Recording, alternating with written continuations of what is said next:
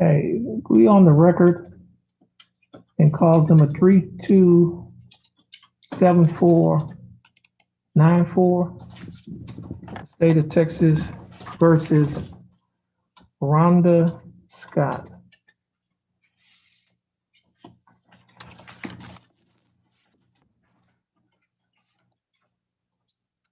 Ms. Scott, would you please raise your right hand?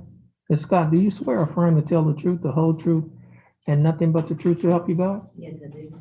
That's Ms. Scott, you can put your hand down. How are you doing, Ms. Scott? Good. How are you? That's good. I'm doing fine. Thanks for asking.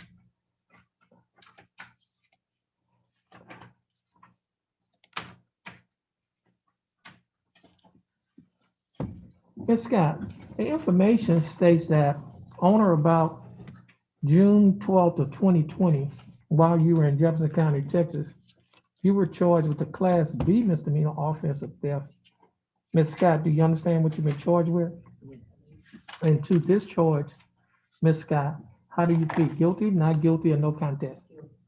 Now, are you pleading guilty freely and voluntarily? Yes. And are you pleading guilty because you do not wish to fight or contest the charges?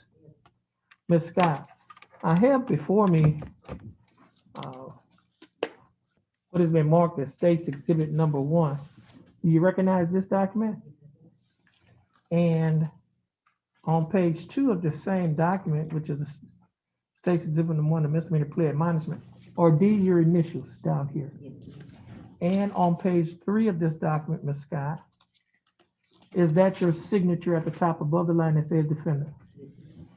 Have another document. This document is titled Trial Court Certification of Defendant's Right of Appeal. Is that your signature above the line that says defendant? Yes. There's one box that's checked at the top here. That box states that this is a plea bargain case and you have no right of appeal. Do you understand that? I have two other documents. First document is titled Judge's Explanation of Rights to Defendant Without an Attorney. Ms. Scott, do you recognize this document?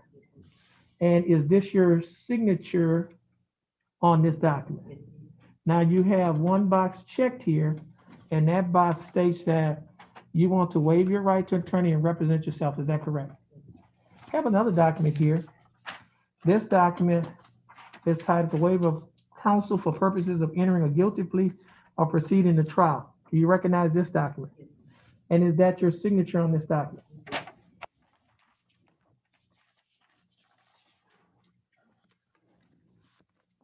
Prior to signing and initialing these documents, Ms. Scott, did you have an opportunity to read the documents? And did you understand what you read? And is everything in these documents true and correct to the best of your knowledge? State I have before me State's Exhibit Number 1. State you like to offer State's Exhibit Number 1? Yes, Your Honor. Ms. Scott, I have before me what is marked as State's Exhibit Number 1, which is the misdemeanor plea admonishment. That's the document that have your initials on page 2 and your signature at the top of page 3. The state would like to use these documents as evidence against you in this case. Is it all right for the state to use these documents as evidence against you in this case? No objection. State's Exhibit Number 1 will be admitted. Ms. Scott, is there any evidence that you're currently mentally incompetent to stand trial? Okay, Ms. Scott, I will accept your plea of guilty. I will find that you are mentally competent to stand trial. I will also find that your plea of guilty and waivers were freely and voluntarily given. I will also find that there is sufficient evidence to find you guilty beyond a reasonable doubt. State, do we have a plea bargain agreement? Yes, Your Honor. It's 180 days probated over 1 year probation, $500 fine plus court costs, 60 hours of community service, and a theft course.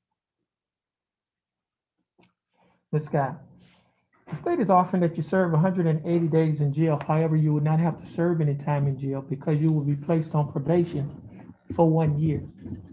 During the 1 year probationary period, you'll be required to pay a fine of $500 plus court costs of $302, which comes to a total of $802.